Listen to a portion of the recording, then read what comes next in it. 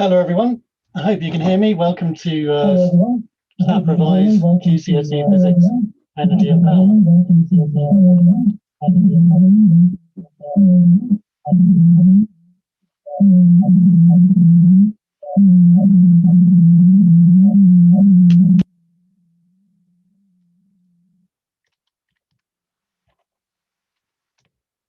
Just going to wait till some more people arrive.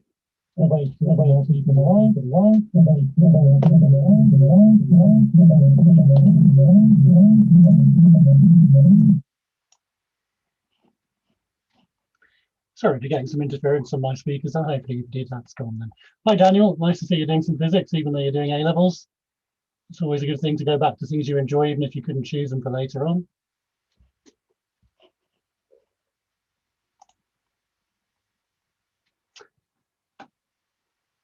Hi Amy, hi Snazzy. Yeah, got rid of the echo, sorry about that.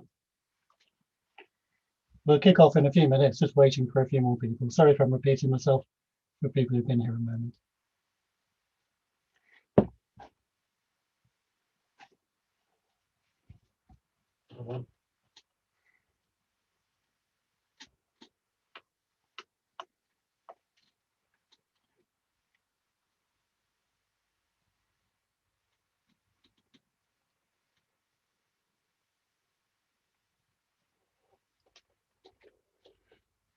Hello to Hannah, to Boho, Lata. Nice to see you here. Hi Dee.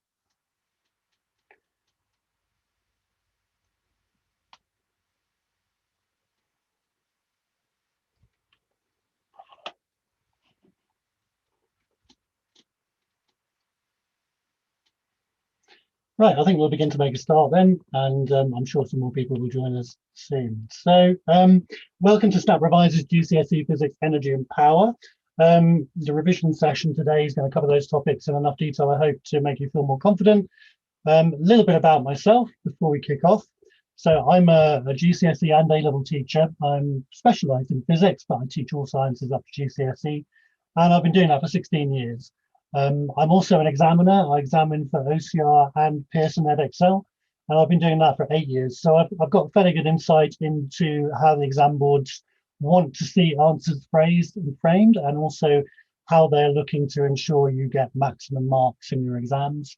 They're not out to get you. Yeah, hi Amy, physics it can be super difficult. But the exam boards want to see you succeed. They want to find ways of giving you marks. They're not trying to catch you out on the whole. And hopefully today we can clear up some areas of energy and power that you might have been finding some of the more super difficult areas. Hi James, hi Lata. Okay, so there is a GCSE tutoring program coming soon from SnapRevise. Someone's saying, have I done a master's in physics? I've actually got a master's in renewable energy systems technology, which contains an awful lot of physics and maths. My first degree is in engineering. And of course, I've got a teaching degree on top of that. So no, I didn't actually master in physics, but I mastered in engineering and renewable energy. So kind of more applied areas. So back to what SnapRevise is planning. Over the coming weeks, they are bringing out a tutoring scheme. And the tutoring scheme will include 4 classes or more a week in the subject of your choice. They're going to cover the full curriculum, so you will have qualified tutors of specialisms required for each topic, high quality handouts, and library of past recordings from the SnapRevise archives, and one-to-one support and drop-in one-to-one tutoring. So that's what SnapRevise have coming up. Will they be free? Someone is asking. Aram, thank you. The classes themselves, the tutoring sessions themselves won't be free, but they will be a lot less than the equivalent A-level programs which SnapRevise are providing at the moment. So if you head on over to the SnapRevise website and have a look at the A-level offering, I think that's in the £50–60 area. And we're looking at a lot less than that for the GCSE tutoring and support, which we're bringing out soon. So that won't be free, but it shouldn't be too beyond the reach of many students. The YouTube sessions will continue to be free for the time being anyway, until we have that tutoring system up and running.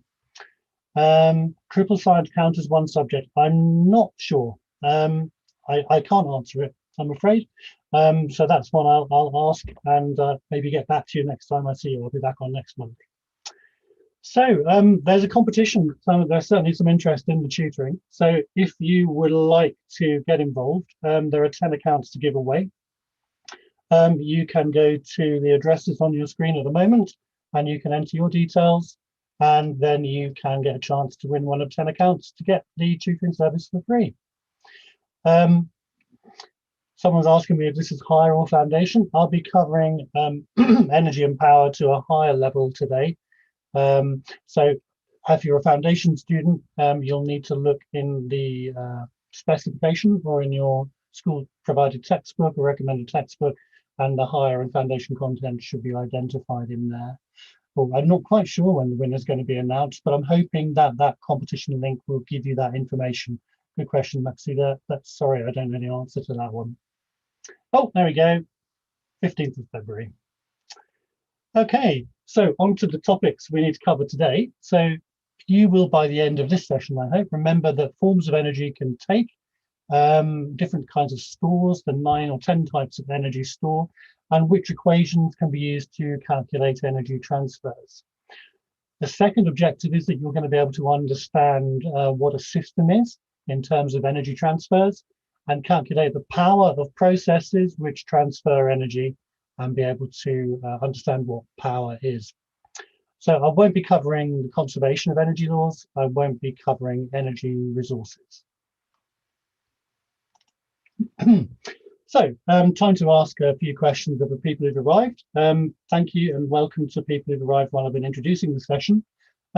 So maybe you could say in the chat, what are the 9 or 10 actual types of energy or energy store which we need to know about?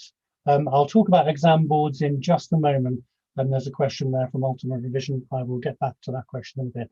So in the meantime, what are the types of energy we need to know about? Kinetic, okay, good. So kinetic energy. Kinetic is one. Electrostatic, we certainly have electricity. And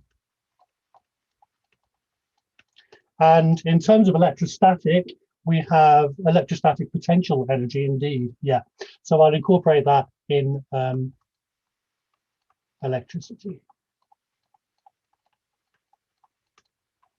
Okay, we've got people coming up with good ideas here. We've got thermal, excellent. We've got gravitational potential, which I'll abbreviate to GPE, gravitational potential energy, excellent. We've got nuclear energy, fantastic. Yeah, magnetic, that's one that hasn't really shown up on the specs for until a few years ago, but magnetic fields are an energy store, so we have magnetic potential energy as well. It's a store of energy, costs energy or uses energy to set up a magnetic field, and when you collapse that field, the energy is returned in some way. Chemical energy, great. Potential energies are energies which are very obviously stores. So chemical, magnetic, gravitational potential, and electrostatic. Certainly all ways of storing energy. Elastic potential energy, brilliant.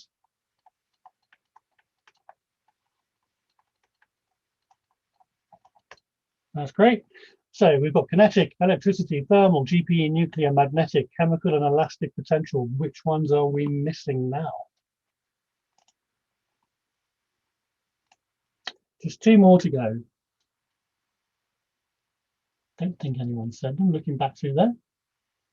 Right, the chat's gone a bit slow. Oh, what does solar energy rely upon? Yeah, Elizabeth and Gija has replied already. He's already anticipated that. So we've got light energy, definitely.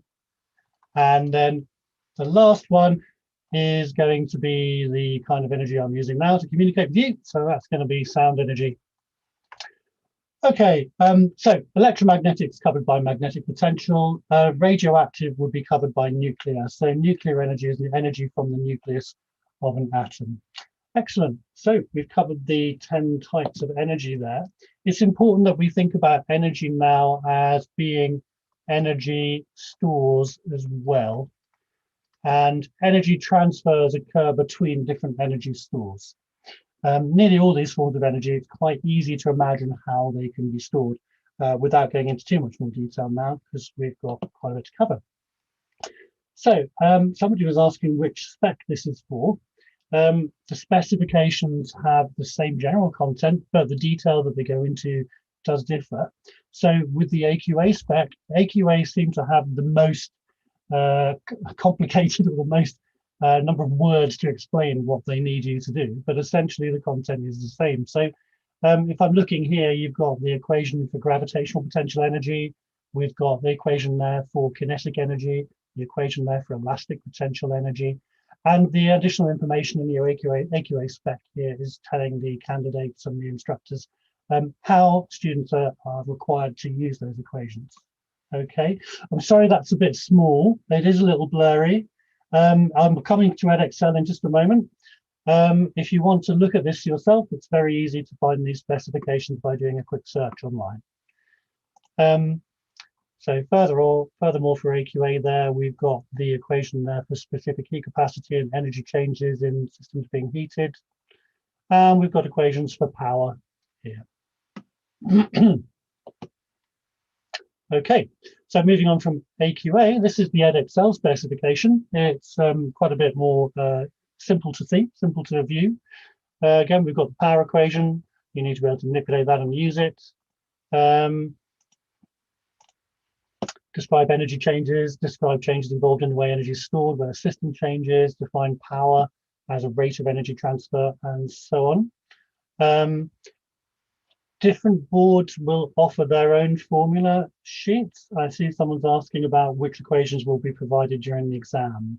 So again, it's best to go straight to the examination board's website and look at the specification. They will tell you there. OCR, there we go. So there's the OCR specification point.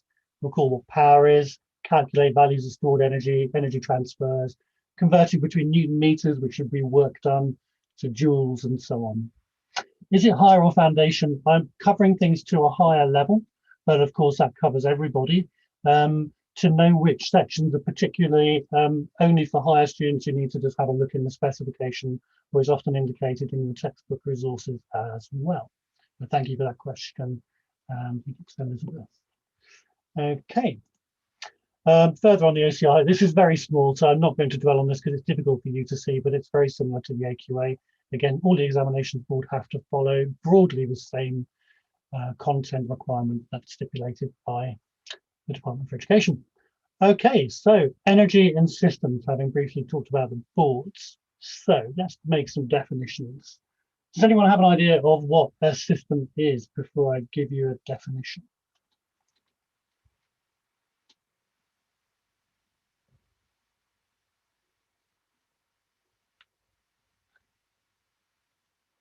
So in physics, a system is an object,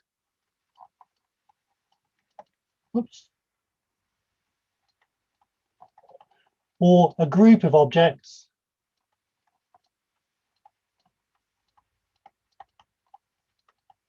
which are interacting. So an object or a group of objects which are interacting. Yeah. No net energy change within the system, Hugo is saying. It's a closed system, yeah, where energy is not transferred out of it.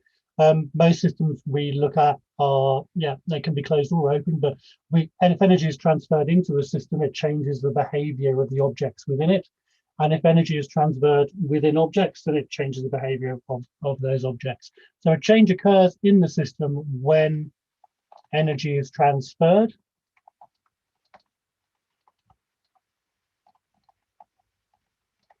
Either between those objects or into or out of the system. So in terms of the first example here, which is a kettle, what are the energy transfers going on in that system? So we have a kettle. It obviously has means to transform energy from one form to another, to transfer from one store to another. What kind of energy are we putting into the kettle here?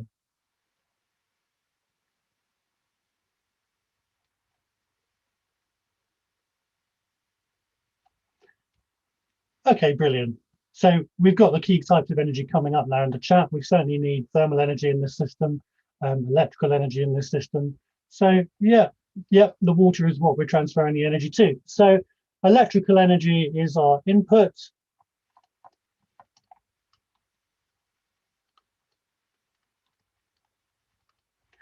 And the useful output of a kettle is going to be thermal energy.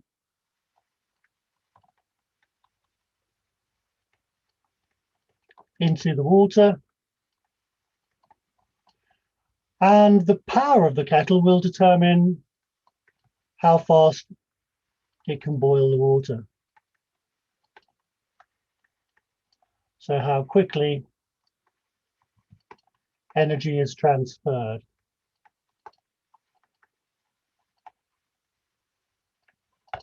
Okay. So yeah, the electrical energy transferred to the kettle is transformed into thermal energy, and obviously there's some sound energy as well, which is wasted. So with the aircraft on the right-hand side, then what's our primary energy store? Where does the energy come from for the aircraft? So we've got to do some transformations again here, starting off with energy coming from somewhere.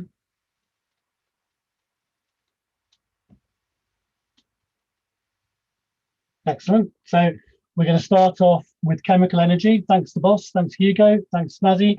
So we've got chemical energy there in the fuel.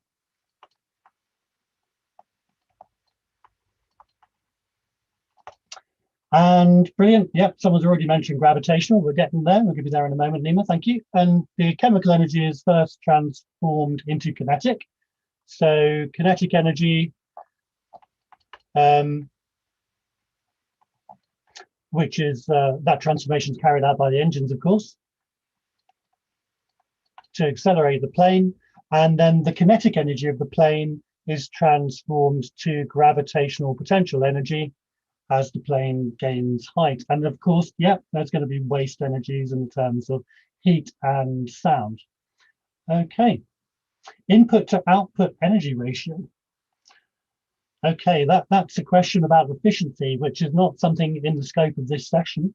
But very quickly, if you want to find out the efficiency of a system, you work out the useful energy output divided by the total energy input, and that will give you the percentage efficiency of the system. So if you have a system that's 100% efficient at transferring energy, something that's close to that might be a DC electric motor, you might get 99.2% of the energy out as kinetic that you put in as electrical. Most things are not that efficient. Okay, let's move on from here. So, some example calculations. We have first one here, which is a change in thermal energy. So in order to work out a change in thermal energy, we need to know the mass of the substance that we're changing the thermal energy in. And we multiply that by the specific heat capacity of that substance.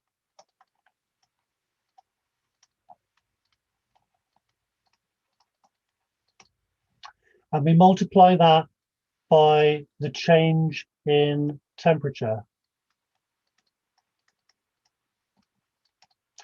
So the change in thermal energy is the mass times the specific heat capacity times the change in temperature. Excellent. So the mass is going to be in kilograms and SI units. The specific heat capacity is a material property. It's joules per kilogram per degree Celsius. And then the change in temperature is measured in degrees Celsius. Of course, you could use Kelvin here. You don't need to use an absolute scale, though. Delta T is correct, the change in temperature, yeah. So if we write that down here, delta E equals mc delta, and you often see theta used for temperature. But it could be equally written mc delta T. Depends on your exam board and your teacher and what you're used to seeing. Okay, so someone's getting ahead there with the calculation. So calculate the change in thermal energy. The temperature of 10 kilograms of water increases by 15 degrees. And it gives you the specific heat capacity. So the change in thermal energy is going to be equal to 10 kilograms times 4,200 times 15, which is our increase, which is 42,000 times 15. And the answer is, I think Elizabeth has got it there, 63,000 looks good to me.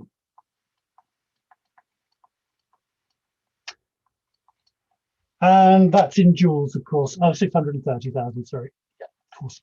630,000 joules. So this is why a lot of people keep telling people to only boil the amount of water you need to make a drink and not fill the kettle up every time, because it's quite a large amount of energy. Water's got a big specific heat capacity. Great. Any questions on that? Just let me know in the chat and I will move on. There's a little bit of a delay between me asking and things coming back.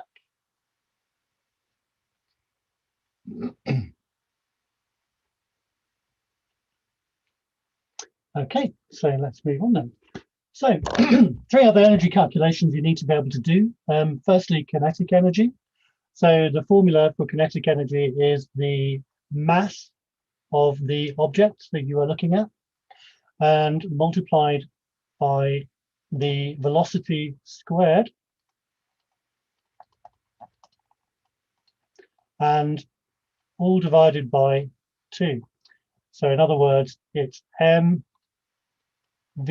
squared over 2, half mv squared. So kinetic energy is half mv squared. Okay. Elastic potential energy is half of the spring constant, which is a material property of your spring or your piece of elastic or your elastic system, and half times your spring constant times the extension of that object squared. So half ke squared. E is sometimes replaced with an x. Again, it depends on the examination board and your teacher as to what they've used. So the spring constant, that's often, that is in units of newtons per meter. The extension is in meters squared in this case, as it's extension squared. And to write that down here, we're looking at half ke squared. As I said, sometimes half kx squared. Okay, gravitational potential energy. That is the mass of an object in a gravitational field times the gravitational field strength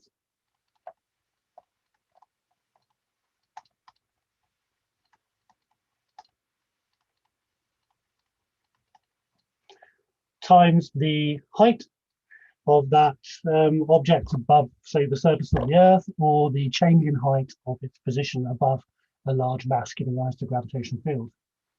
So we can write that as mgh. Mass clearly in kilograms again, SI units, gravitational field strength in newtons per kilogram, and height in meters. Okay. Great, so we've covered the energy calculations, the key energy calculations and the definitions of their parts and given a couple of examples. So just to get an idea of how people are feeling at the moment, please can you tell me how you are feeling about what we've covered so far? Are you finding it straightforward? If you are, just type a number 1 in the chat. If you think it's okay, you're okay with it. Number 2, if you're getting a bit confused, please give me a number 3 in the chat and by all means ask another question.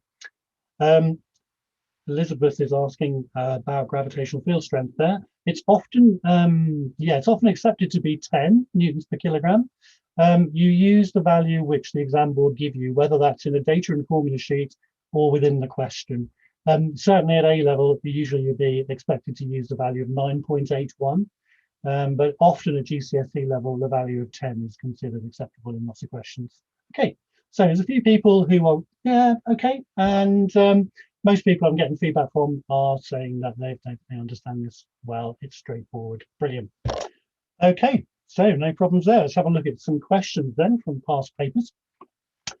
So here we've got a car with an electric motor and the car is moving along a flat road. Use the correct answers from the box to complete each section. So the most important thing to pick up, and I'd always advise students to do this, however brilliant you might be at the subject, it's really easy to misread a question. So just underline key points. It's an electric motor, so that's going to help you in the beginning of your answer. The car motor is transferring what kind of energy? Bearing in mind the options you've got. So the boss is saying chemical there. But with the options you've got given here, you have not got chemical as an option. I wouldn't disagree with you otherwise. If it was there as an option, I would say, yep, good starting point, but it's not. So what do you have to go to next? Electrical, yeah, great. So it's transferring electrical energy, great, into useful, what kind of energy as the car moves? Yep, Dee's saying kinetic, and Goswami there saying potential. Kind of. I wouldn't use the word potential there. I'd say electrical to kinetic for that one. The next one is useful kinetic energy as the car moves, and then some energy is wasted as. So we've used electrical, we've used kinetic. What are we wasting the energy as mostly here, given the last options we've got?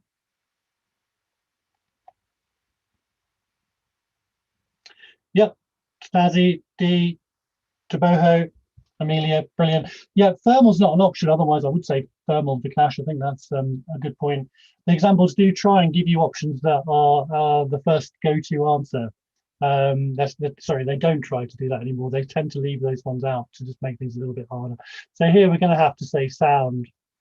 There's not going to be an awful lot of waste light energy, and there's not going to be any waste potential energy in this situation. So, okay, good. Any questions on that? Just come back in the chat, and if I don't see one now, if one comes up and it's important, I'll pop back to the slide.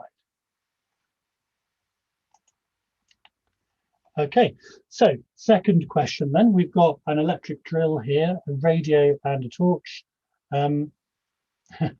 I wish I could, but my linguistic skills are limited. Vishankam, I do apologize. A little bit of German is my limit. So we've got a drill, a radio, and a torch. We now need to just link them up to the correct useful energy given out. So the electric drill, where we're going to go with that? Yeah, the drill's definitely going to go to kinetic, isn't it? It's the useful energy output. And we've got the boss saying radio going to sound. Perfect. These are easy, aren't they? They are easy. And the torch is going to light energy. Excellent. Okay. So 3 marks for those. And I don't think you're ever going to have a problem with a question like that. So I shall move on. Okay, another question then. So using an energy calculation that we've been through a few slides ago. This figure is showing a slide in a children's playground. And the child has a mass of 18 kilograms. It's often useful to annotate a drawing in a paper question. If you want to, you'll draw a little picture to help yourself. I mean, this one's quite straightforward. 18 kilograms there coming down the slide. There's a vertical distance here that the question tells us about, which is 2.5 meters. And we want to find the decrease in gravitational potential energy of the child sliding from the top to the bottom. And here we're being told that the gravitational field strength is 10. So nice and easy. You've already done the calculations, many of you. So the change in GPE is going to be equal to m, the mass, times g, times change in height. So I'm going to use that delta symbol again. I do get asked by students quite a lot what this symbol means.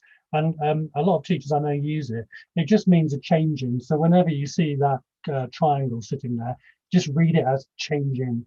So that's mass times gravity times change in height, which is 18 times 10 times 2.5, so 180 times 2.5. And you've already got the answers there. So 2.5 of those, 450 joules is your answer there. Are there any questions on that one? Or is everyone happy with that? Yeah, thanks, Vikash. So yeah, it's the Greek symbol delta, it's capital delta, which means changing. Great. Okay, so we'll press on from there.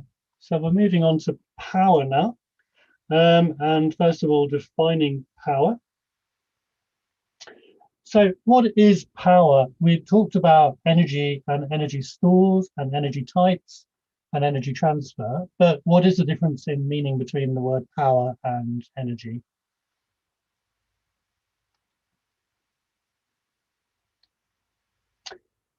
Can you replace mg with Newton? Someone's just popping back.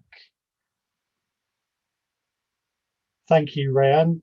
You've just defined what power is. It's energy per unit time. I'm just going to pop back quickly for Snazzy to the last slide, and anyone else who wanted me to clarify this. I just want to say, can you replace mg with newtons was the question. And the answer is yes, because mg here is effectively the weight of the child going down the slide. And sometimes an exam question will give you a weight in newtons instead of a mass and the gravitational field strength. And if you're not aware that you can replace mg in this formula with weight, and it may not be immediately obvious to everyone, then you would maybe get unstuck. So it's a really good question. Thank you. Yes, you can replace mg with weight. Gravitational potential. EP is a general term for potential energy. Somebody is asking, I thought the equation was EP equals mgh. Yeah, generally, the general form of a potential energy is EP equals, and then depending on the type of potential energy we're talking about, in this case, mgh, or it could be half kx squared. I'm calling it change in GPE here for ease of understanding. So back to power.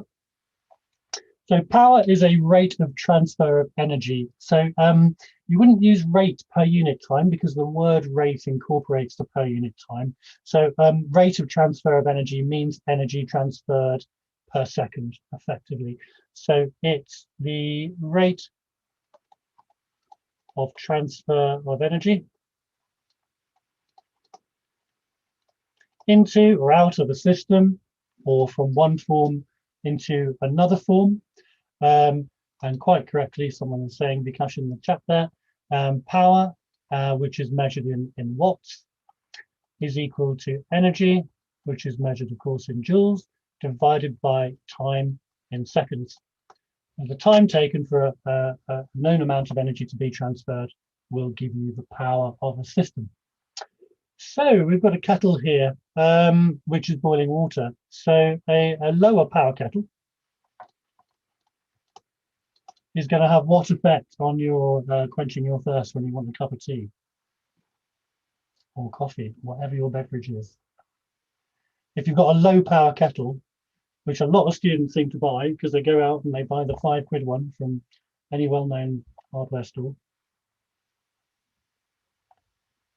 Yeah, thank you, Tia. Yeah, it's going to be a lot slower. So power is obviously the measure of energy transfer, the measure of the rate of energy transfer. Lower power, you can have a slower kettle, which I know is a nightmare if you're waiting and desperate for a cup of tea. So your kettle will take a lot longer to boil the water, to transfer that 4,200 joules per kilo of water you need just to raise its temperature by 1 degree. Higher power is going to mean obviously the opposite. So the converse, higher power, faster kettle, happier people, quicker tea. All right.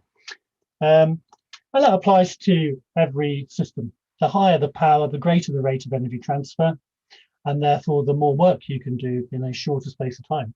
So for an aircraft, a higher power is going to obviously increase the rate of energy transfer.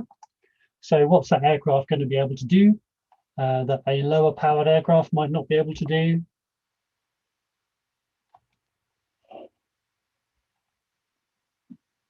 Yep, so the boss is giving me an answer. It's going to be faster. It's going to climb quicker.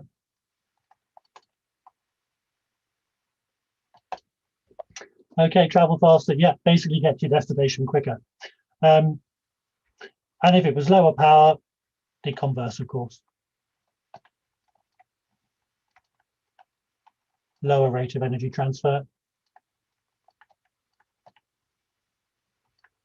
Slower aircraft, slower climb rate, longer flight.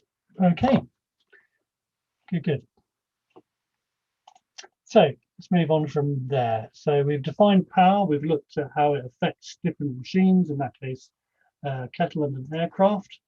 We've already talked about power as being the rate of energy transfer.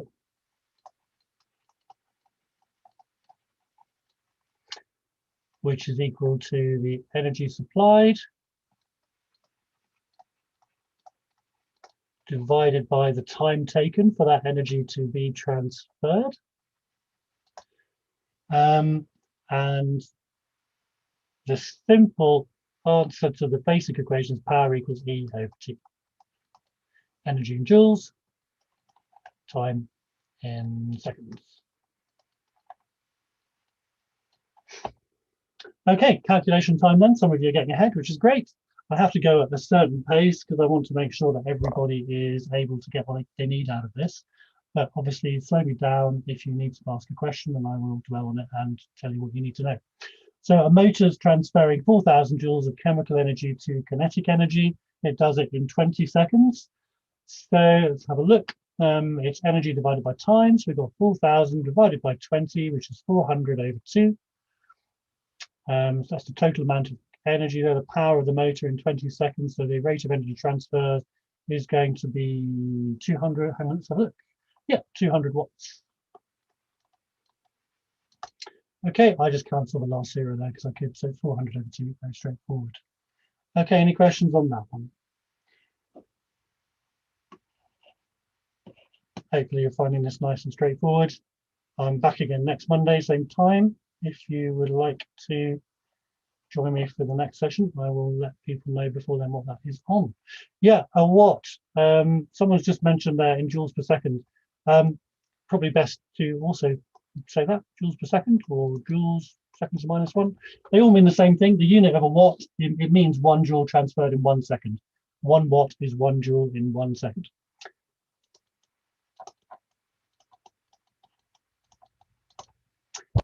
Okay, let's move on from there. So how confident are you with all of that? Straightforward, all right, or getting confused?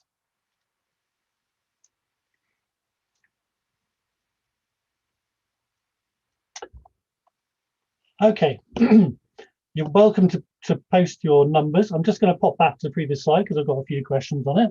Amy's saying, wait, why is it W not joules per second? The power has its own symbol which we use, which is the watt, the unit of a watt. Okay, so sorry, the symbol often used for power is a P in a calculation, but it's measured in a unit which we call a watt. 1 watt is exactly the same as 1 joule per second. So the 2 units are equivalent. Watt equals joules per second. Capital W, capital J. That sounds really petty, but actually it matters in exams. If you're asked to give a unit, certainly more so at A level, if you don't capitalize units that are named after people, when you're using them, you can lose a mark, which seems a bit pedantic, but it is the case. Right.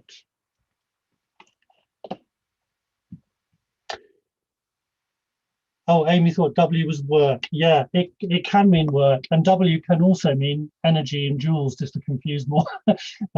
As you understand more in the physics specification and move into A level, you start to come across formula where some of the conventional symbols used at GCSE can take on other meanings. So you do just need to practice using the symbols and using the units and get your head around those example questions and just become familiar with them. It can be, but it shouldn't be confusing at GCSE. So, Amy, is there anything in particular in the last piece? Because I don't want to move on until you're at least a 2, if not a 1. Is there anything you want me to just cover again? I can go back and answer any questions for any of you.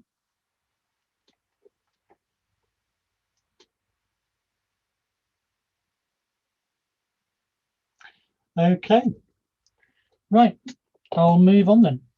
So many of you are putting down 1s. We have a 2 or 3 maybe. I'm going to move on to some more practice questions. Thanks, Vikash. Right, so here's some examples of questions on energy and power. So students are using motors here to lift weights.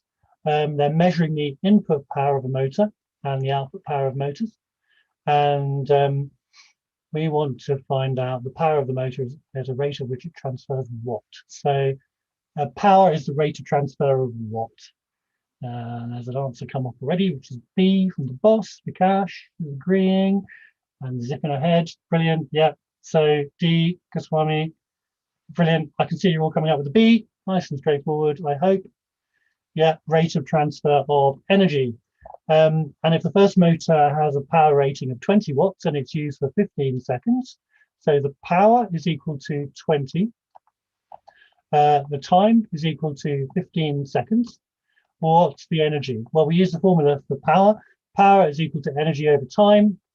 So the energy is going to be equal to power times time. So we do that calculation, which is 20 times 15. So that's 1.5, that's 15 times 20, which is going to be an answer 300 joules. Okay, are we all right with that one?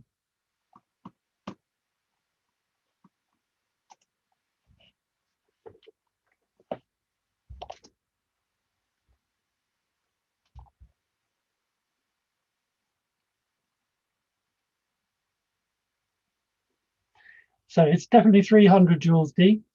Just do your calculation again, sure you get there. Some of the worst calculations, the easy mistakes are come from the specific heat capacity equation we did earlier, the one where the change in thermal energy equals mass times specific heat capacity times the change in temperature, because there's quite a few things to manipulate on your calculator. And so sometimes it's easy to make a syntax error on the calculator and just to put things in brackets is what I say. If you're not entirely sure, put things in brackets where you can and make sure the order of calculation is correct. Another common pitfall here, just going back a little bit in what we've been talking about today, is with the kinetic energy equation. Quite a few students make an error by forgetting to take the square root of their answer when they're trying to find the velocity. Because kinetic energy is equal to half of the mass times the velocity squared, many times you're given a question where you know the energy perhaps, you know the mass, and you're asked to find the velocity, and you work out twice the energy and divide it by the mass, and you get v squared, and then they forget to take the square root. So be really careful using those equations with a square in. The other example is elastic potential energy, half k e squared or half k x squared. Just remember, if you're trying to find the extension there and you've rearranged the equation correctly, don't forget to take the square root of your answer. Labouring a point because I've seen it happen to many very bright students, and it's sickening to lose a mark for something that you kick yourself over when you realise. Okay, so let's move on to another question. So this picture is showing a weightlifter, and in one lift he is doing 5,040 joules of work against gravity. So it takes 4 seconds for that lift to take place. We've got to work out the power. So we've got an energy input here. It's an input into gravitational potential energy. It takes 4 seconds. Power is energy divided by time. So we have to do 5,040 joules divided by 4 seconds here. And so we've got an answer there already of 1,260 watts, 1,260. Diffraction and superposition I'm being asked about. That's an A-level topic. I could do, but it's well out of the scope of today. I don't really want to start talking about it today. There will be A-level physics tutorials on that topic. I would say head to the SnapRevise website and see what you can find. Have a look on the YouTube channel. There may be one already recorded for you there, Saif, and you can perhaps find something that will help you out. So 1,260 watts is the power of our weightlifter. And I can see a lot of you are getting on doing the calculations. Great. Next part, the weight he lifts has a mass of 240 kilograms, and it is in a gravitational field of 10. So the energy gained by the mass when lifting it, we need to calculate the height. The energy gained is equal to the work done when lifting it. So I'm going to do this for the benefit of someone who mentioned it earlier. The potential energy, which is gravitational, and to make someone happy, I'm using EP. You can do that. It's fine. It's just not clear what kind of potential energy it is. That's going to be equal to mgh. Mg is 2,400 because we've got our 240 kilograms times 10. So our height is going to be equal to the potential energy gained by the weight divided by the divided by mg.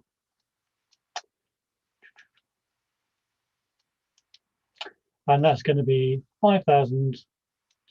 Point of that. There we go. 5,040 divided by 2,400. We've got some answers there.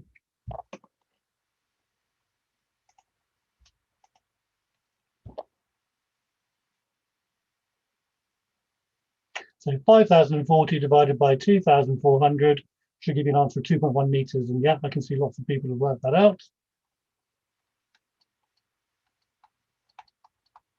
Fantastic. Excuse me. Good. Yeah, forces in balance.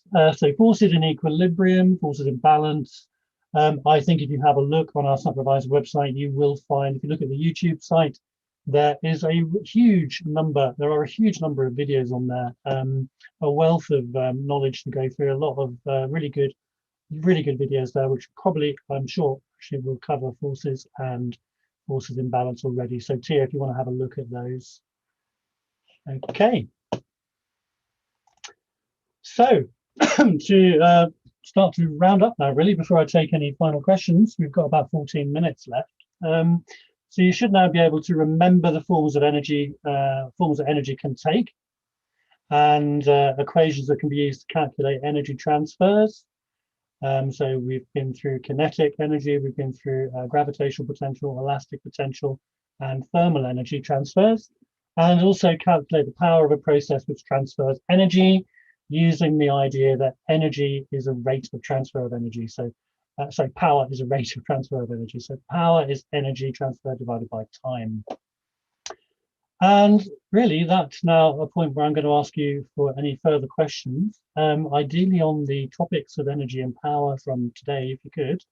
Quarks and antiparticles are good fun, Vikash, but probably not what everyone is after at the moment.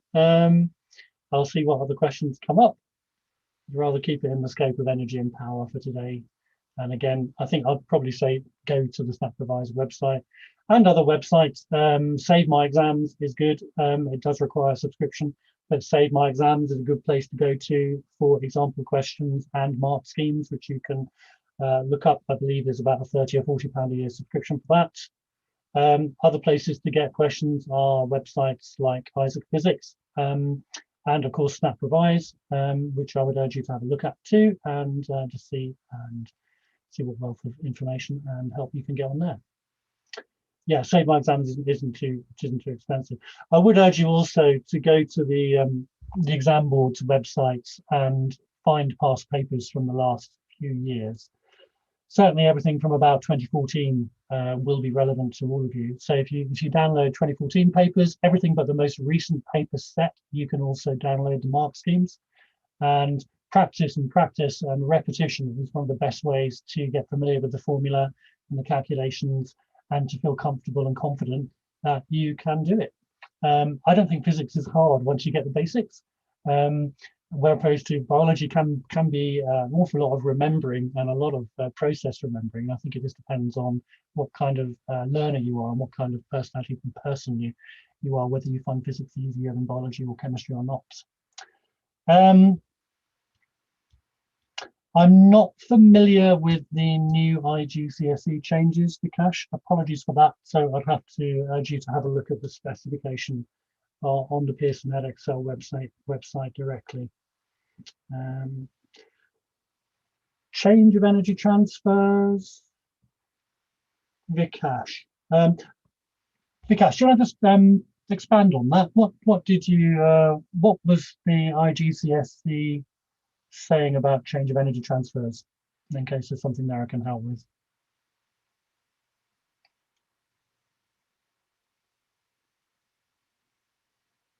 The main change that I have heard about in terms of discussing energy is the use of the word store now rather than energy types. Energies are most often referred to as energy stores rather than types.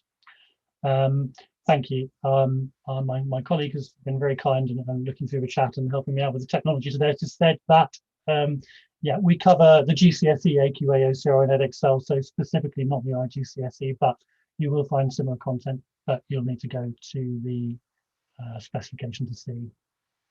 Okay, yeah, so go to Edexcel Vikash and see what they have directly there for you. Any other questions from anyone else? Thank you, So. I'm glad to be of help. I'm used to smaller classes online, so this is fun for me. It's nice to see so many people here. Easy ways to remember equations. Oh, it's not really, other than familiarity, really, Kelly. Really, you just need to get loads of practice. You can write them down on posters and bits of paper and post-it notes and those little revision cards you can make. There's loads of theory of memory you can read about, but really seeing those equations in front of you. My children, when they were studying GCSE not so long ago, they used to put posters up and equation sheets sort of in the bathroom or the bedroom walls. So they were staring at them all the time. So those equations you need to know. You really just need to make sure you've got them in your face all the time so you can remember them. Open systems do not conserve energy, Goswami is saying. Thank you for the messages of thanks. I appreciate that. Open systems, well, the energy may not be conserved within the system, within the objects within the system you're focusing on, but if energy leaves that system, the energy hasn't disappeared. So no, the energy's not been conserved within the system, but the energy has been conserved overall, because you can't create or destroy it. All right, so a few more slides. This is the schedule. So next Monday, again, at 5:30, there is another physics session. And then on Tuesday, a biology, Wednesday, a maths, and on Thursday, there's a chemistry session. So what I'd suggest you do is have a look at the SnapRevise YouTube site, and you can set reminders for those so that you're alerted when they're coming up and you won't miss them. And don't forget to enter the competition as well. So that competition will give you a chance to win a subscription for an account for a year for the SnapRevise tutoring account. 10 being given away. If you go to that short form URL and put in your email, you will be contacted at competition end, which is on the 15th of February. Electrical energy is not regarded as an energy transfer, and energy is radiated as heat and sound, as there's no sound energy, and energy is radiated as light. There's no light energy. They're talking about stores there, Vikash. So yeah, electrical energy can be stored. It can be stored in a capacitor. So there is a way of storing electrical energy, but most commonly electrical energy is stored in a chemical form rather than an electrical form. So in a mobile phone, in an electric car, you have a battery, which is a chemical energy store, and you're only getting electrical energy out when you connect it to a circuit, which causes the reaction to happen, ion exchange in the battery.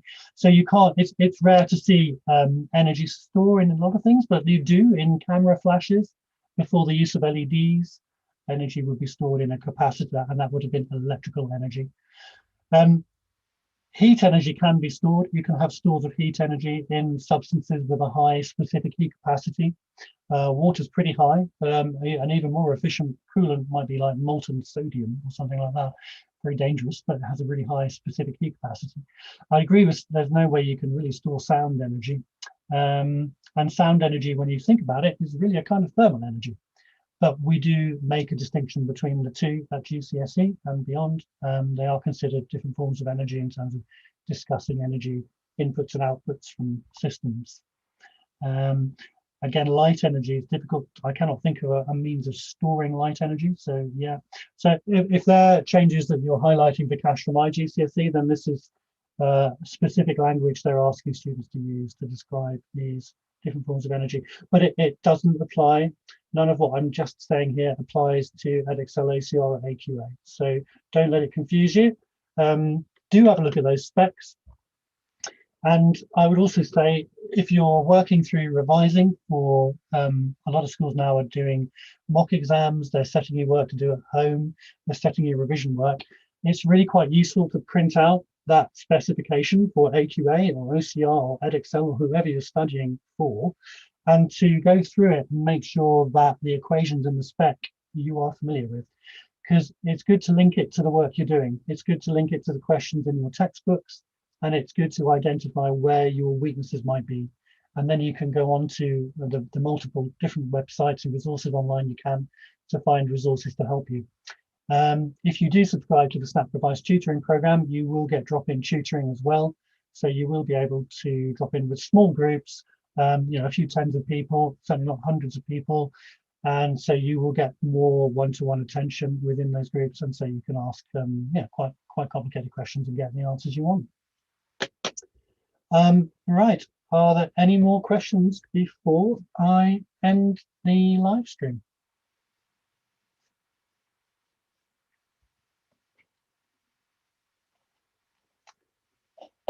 Okay, so thank you all very, very much for attending and listening, and I hope you got a lot out of it. And last question before I disappear on how much are they? You'd have to go to the SnapRevise website and look at the equivalent cost of the A-levels. The GCSE programs are going to be a lot cheaper. So instead of like 60, 70 pounds, you're going to be looking at a few tens of pounds, but I can't say exactly yet. But if you sign up for updates, then you will be told as soon as it's released what the price is going to be. And I'm back on at 5:30 on Monday next week. Okay, so thank you very much. I'll say goodbye now and good luck revising, and hopefully see many of you next week.